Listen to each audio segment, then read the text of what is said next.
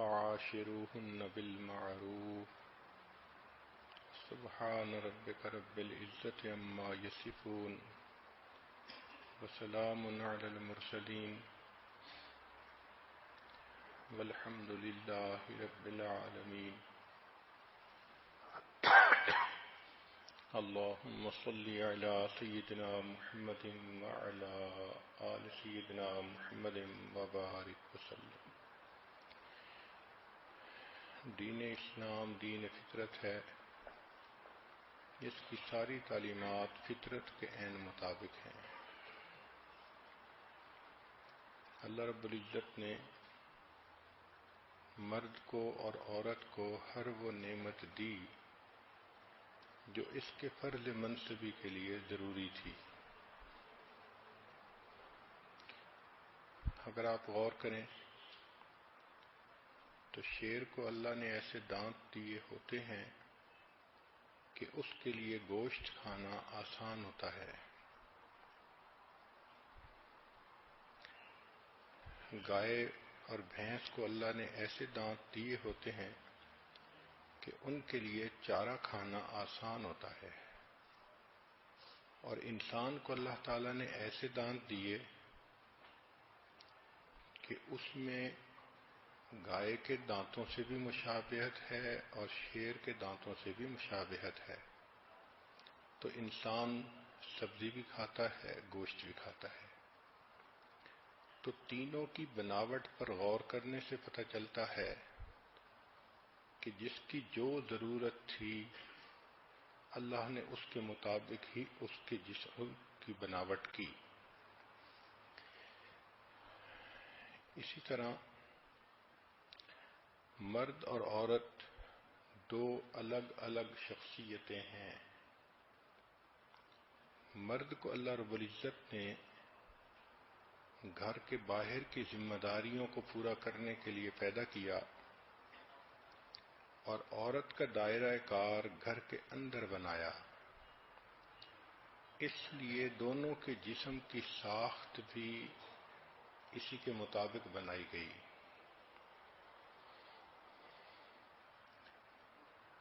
ہم نے دیکھا ہے کہ جو مشینری آؤٹ ڈور ڈیزائن ہوتی ہے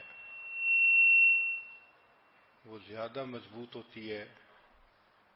بارش کے پانی سے بچنے کے لیے اس کا ڈیزائن خاص بنایا جاتا ہے، تو اس مشین کے اوپر ہوا، پانی، دھوپ اثر نہیں کر پاتی۔ اور اگر وہی مشین کسی عمارت کے اندر لگنی ہو تو پھر انجینئر اس کا ڈیزائن ڈیفرنٹ بناتے ہیں۔ وہ ذرا اس طرح کی بنتی ہے کہ اب اس کو اتنی پروٹیکشن کی ضرورت نہیں ہوتی۔ اسی طرح اللہ رب العزت نے مرد کو ایسی جسمانیت عطا کی کہ اس کے بیرونی تقاضوں کو پورا کرنے کے لیے ضروری تھی۔ عورت کو ایسی جسمانیت عطا کی جو اندرون خانہ تقاضوں کو پورا کرنے کے لیے ضروری تھی۔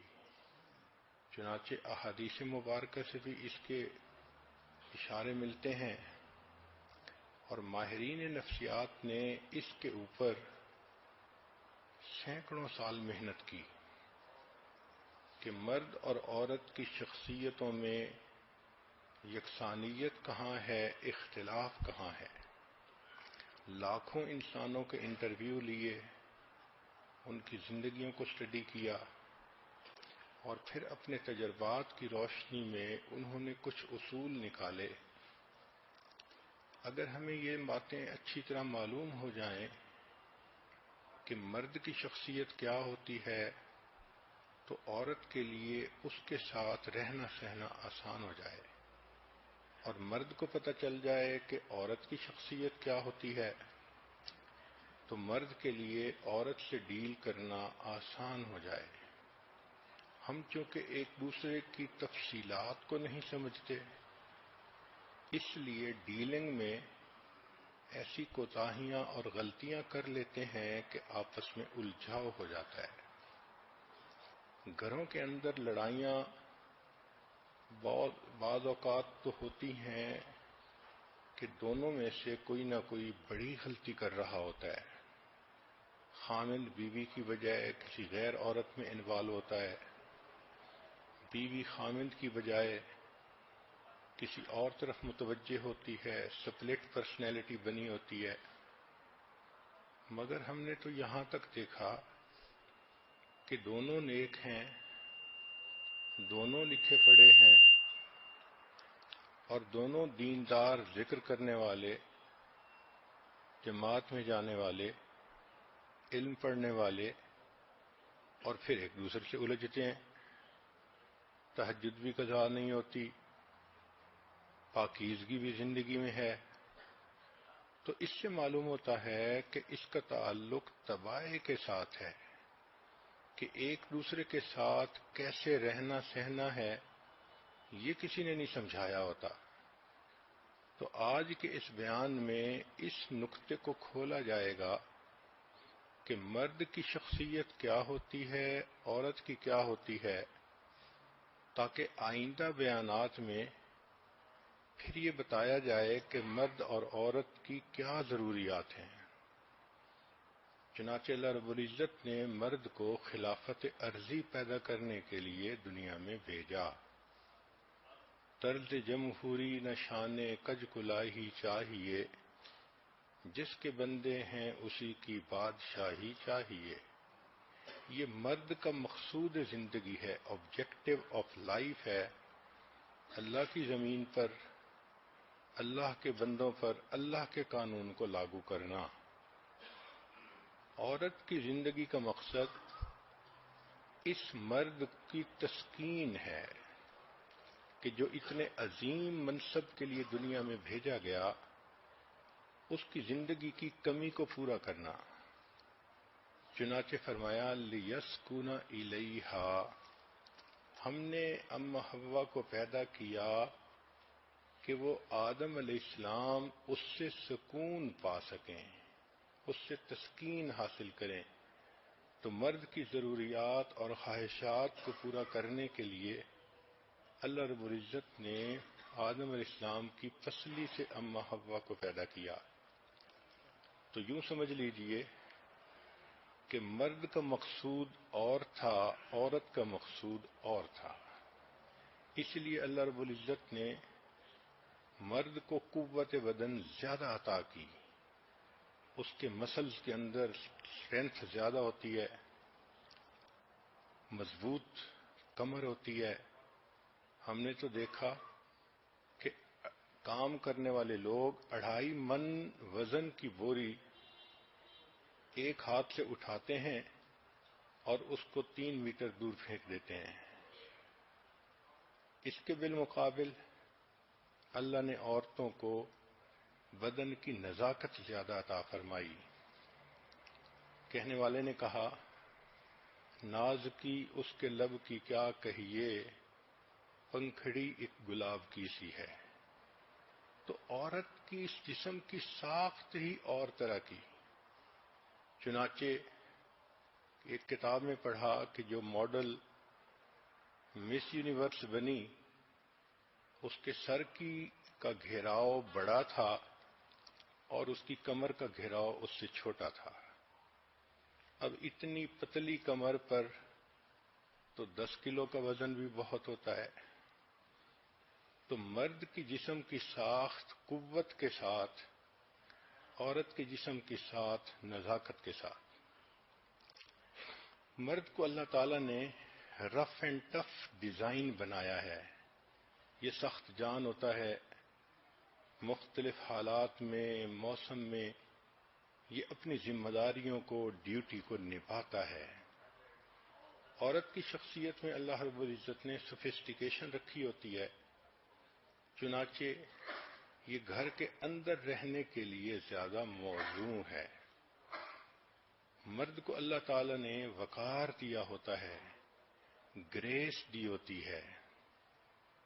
آپ اگر دیکھیں شیر کو، تو جس کی شیر کی مین ہوتی ہے وہ کتنا باوقار لگتا ہے آتے ہوئے، ایک ہیبت ہوتی ہے اس کے اندر. اسی طرح مرد کو بھی اللہ رب العزت نے ایسا ہی بنایا. چنانچہ قرآن مجید میں ہے کہ عورتوں نے جب یوسف علیہ السلام کو دیکھا تو کہا ان ھذا الا ملک کریم، یہ تو کوئی بہت کریم فرشتہ معلوم ہوتا ہے. تو مرد کو اللہ رب العزت نے گریس عطا کی، وقار عطا کیا. اس کے بالمقابل اللہ نے عورت کو حسن عطا کیا، بیوٹی عطا کی، نوک پلک. اس کو بیوٹی کہتے ہیں، اس لیے قرآن مجید میں فرمایا وَلَوْ أَعْجَبَكَ حُسْنُهُنَّ، تمہیں ان کا حسن ہی کیوں نہ متعجب کر دے. تو عورت کے لیے حسن کا لفظ استعمال ہوا اور مرد کے لیے گویا وقار کا لفظ استعمال ہوا. اسی لیے عورت کی شخصیت کے اندر نوک پلک کا معاملہ زیادہ ہوتا ہے. چنانچہ ایک کھیرے بیچنے والا شخص تھا، پتلے پتلے کھیرے تھے. تو بیچنے کے لیے اس نے اسٹریٹجی یہ بنائی کہ آواز لگانے لگا کہ لیلا کی انگلیاں لے لو، لیلا کی انگلیاں لے لو. اب لوگ جب یہ صدا سننے لگے تو انہوں نے خوب کھیرے خریدنے شروع کر دیے. اب ان کے قریب ہی ایک دوسرا بندہ تھا، ریڑھی لگائی ہوئی تھی اور وہ ککڑی بیچ رہا تھا. یہ ککڑی ذرا پتلی بھی ہوتی ہے اور گول سی بھی ہوتی ہے. اس کو سمجھ نہ آئے کہ میں اس کو کیسے بیچوں. اس نے صدا لگانی شروع کر دی مجنوں کی پسلیاں لے لو. چنانچہ تھوڑی دیر میں ان دونوں کا سامان آسانی کے ساتھ بک گیا. مرد کا جسم اللہ نے ایسا بنایا ہوتا ہے کہ اس کے لیے حرکت بدن لازمی ہوتی ہے. اس لیے کہ مرد نے گھوڑ سواری کرنی ہوتی ہے، گیمز کھیلنی ہوتی ہیں، کشتی کرنی ہوتی ہے، جاگنگ کرنی ہوتی ہے. اللہ کے راستے میں اس نے اپنے بدن کو استعمال کرنا ہوتا ہے. اس لیے اس کا کولیسٹرول کنٹرول کرنے کے لیے اس کو ورزش کرنی ضروری ہے. جبکہ عورت کا جسم اللہ نے ایسا بنایا کہ اس کو بہت زیادہ حرکت کرنے کی ضرورت نہیں. تھوڑی سی ایکسرسائز بھی اس کے کولیسٹرول کو کنٹرول کرنے کے لیے کافی ہوتی ہے. چنانچہ گھر میں کپڑے دھونا، آٹا گوندھنا، چکی پیسنا، اتنی ہی ایکسرسائز ہی اس کی زندگی کے لیے کافی رہتی ہے. پھر مرد کے اندر اللہ نے قوت برداشت زیادہ رکھی ہے. عموماً سخت مزاج ہوتا ہے، صدمے برداشت کر جاتا ہے، بڑے بڑے مشکل حالات میں سے نبھا کر جاتا ہے. حتیٰ کہ قریب ترین کوئی عزیز فوت ہو جائے تو اپنے کندھوں پہ جنازہ اٹھا کر جاتا ہے اور قبرستان میں اس کو قبر میں اپنے ہاتھوں سے دفن کر دیتا ہے. عورت کو اللہ نے قوت برداشت کم دی، نازک مزاج ہوتی ہے، جلدی پریشان ہوتی ہے. بالفرض اگر شریعت ماں کو حکم دیتی کہ تم اپنے بچوں کو خود دفن کیا کرو تو ہمارا تو یہ خیال ہے کہ ماں بیٹے کو دفن کرتے ہوئے خود بھی ساتھ ہی دفن ہو جاتی. تو قوت برداشت مرد میں زیادہ مگر عورت میں اس سے نسبتاً کم ہوتی ہے. پچھلے دنوں ایک خاتون نے فون کیا، کہنے لگی کہ میں نے ابھی ایک ریسرچ پڑھی ہے کہ آج کل مردوں کی جو ایوریج عمر ہے وہ تھوڑی ہے اور عورتوں کی ایوریج عمر زیادہ ہے. تو کہنے لگی حضرت آپ بتا سکتے ہیں کہ عورتوں کی ایوریج عمر زیادہ کیوں ہوتی ہے؟ میں نے کہا ہاں. کہنے لگی کیا وجہ ہے؟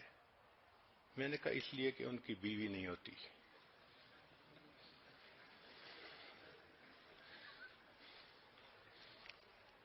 اللہ رب العزت نے مردوں کو رحمانیت کا مظہر بنایا ہے اور اللہ رب العزت نے عورت کو رحیمیت کا مظہر بنایا ہے. مرد کو دیکھیں تو رحمان کی صفت جھلکتی ہے، شفقت بھی ہوتی ہے، محبت بھی ہوتی ہے، مگر اولاد کی تربیت کے لیے مرد کو اللہ رب العزت نے ایک جلال بھی دیا ہے۔ اس لیے بچے ماں کو تو اللہ میاں کی گائے سمجھتے ہیں، مگر باپ سے ذرا جھجکتے ہیں۔ ماں کو اللہ رب العزت نے محبت و پیار کا پتلا بنایا ہوتا ہے۔ اس دنیا میں اچھوں سے تو ہر کوئی محبت کرتا ہے، بروں سے محبت کرنے والی صرف ماں کی ذات ہے۔ ہم نے دیکھا بیٹا برا ہو جائے، باپ بھی کہہ دیتا ہے گھر سے نکل جا، میں تیری شکل نہیں دیکھنا چاہتا، مگر کوئی ماں ایسی نہیں دیکھی جو اپنے بگڑے بیٹے کو یہ الفاظ کہے۔ وہ یہی کہے گی کہ یہ بگڑ گیا، اس کے نصیب تھے، میں تو ماں ہوں، میرا تو دل اس کے لیے تڑپتا ہے۔ تو مرد کو اللہ نے رحمانیت کا مظہر بنایا، عورت کو اللہ رب العزت نے رحیمیت کا مظہر بنایا۔ اس لیے گھر کے اندر مرد کی حیثیت قوام کی ہے، الرجال قوامون علی النساء، عورت کی حیثیت اس کے معاون کی سی ہے۔ چنانچہ قیامت کے دن مرد سے گھر کے ہر فرد کے بارے میں پوچھا جائے گا، عورت سے اس کے بچوں کے بارے میں پوچھا جائے گا۔ تو دیکھیں دونوں کا محاسبہ الگ الگ ہوگا۔ مرد میں اللہ رب العزت نے قوت فیصلہ زیادہ رکھی ہوتی ہے، اس لیے ڈیسیژن میکنگ جاب وہ بڑے آسانی سے کر جاتا ہے۔ عورت کے اندر ڈٹرمنیشن پاور نسبتاً کم ہوتی ہے، رسک لینے سے وہ ڈرتی ہے، اس لیے اس میں قوت فیصلہ کم ہوتی ہے، فیصلہ کرنے کے لیے اس کو خامند کی ضرورت پڑتی ہے۔ مرد کو اللہ رب العزت نے ایسی طبیعت دی کہ وہ یکساں کاموں سے بیزار ہو جاتا ہے۔ ایک جیسا کام اس کو دے دو تو اس کی طبیعت اچاٹ ہو جاتی ہے، مگر عورت کو اللہ رب العزت نے ایسی طبیعت دی کہ یکساں کام بہت مزے سے کرتی رہتی ہے۔ اسی لیے دفتروں میں دیکھو تو سیکٹری کا کام اس کے ذمے، اور جگہوں پہ دیکھو تو اسی طرح کی یکسانیت والا کام۔ ہم نے خود عورتوں کو دیکھا ہے گھروں میں کہ وہ بیٹھ کے جرسی وغیرہ کی جو کڑھائیاں کرتی ہیں تو ایک طرح کی حرکت ہاتھوں سے کرتی رہتی ہیں، گھنٹوں کرتی ہیں۔ خود حیرت ہوتی ہے کیسی اللہ نے طبیعت دی ہے کہ یہ آرام سے ہاتھوں سے ایک سویٹر کو بن لیتی ہیں۔ اللہ اکبر، مرد کو کہو تو اس کے لیے تو اس سے بڑی سزا کوئی نہ ہو۔ اللہ رب العزت نے مرد کو ایسی عقل عطا فرمائی کہ وہ جذبات پہ حاوی آ جاتا ہے، وہ اپنے جذبات کو کنٹرول کرتے ہوئے بھی اپنی عقل سے اچھے فیصلے کر لیتا ہے۔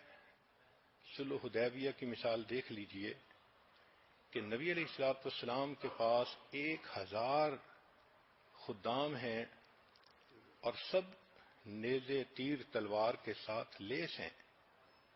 اس وقت معمولی سا اشارہ بھی کافی تھا، مگر اللہ کے محبوب صلی اللہ علیہ وسلم نے آتش فشاں کے دہانے پر بیٹھ کر کتنے نرم فیصلے کیے۔ یہ معراج ہے انسان کی ڈٹرمنیشن پاور کی کہ ایسے حالات کے باوجود بھی اتنے ٹھنڈے دماغ سے فیصلے کر لیتا ہے۔ عورت کو اللہ رب العزت نے ایسی طبیعت دی کہ اس کے جذبات اس کی عقل پہ حاوی ہو جاتے ہیں۔ چنانچہ جب کسی سے محبت کرتی ہے تو اس کا دل چاہتا ہے کہ دنیا کے سب انسان مر جائیں، بس یہ ایک بندہ زمین پہ چلتا نظر آئے۔ اور اگر نفرت کرتی ہے تو کہتی ہے کہ بس یہ تو ابھی روئے زمین سے زیر زمین چلا جائے۔ اس کی طبیعت ایسی ہوتی ہے۔ اسی لیے بعض